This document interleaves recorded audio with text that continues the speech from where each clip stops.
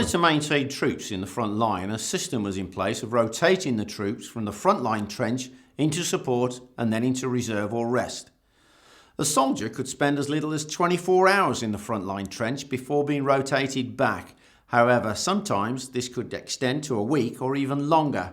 And when he was in support or reserve trenches, or even out on rest, he may still find himself back at the front, bringing supplies and rations up of a night time.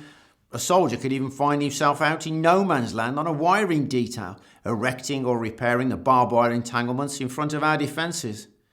One duty which was unpleasant was collecting the latrine buckets for emptying, or even worse, burial detail, collecting any dead from the daytime and removing them for burial behind the line. You may also find yourself back in the front line to help repair or strengthen a trench.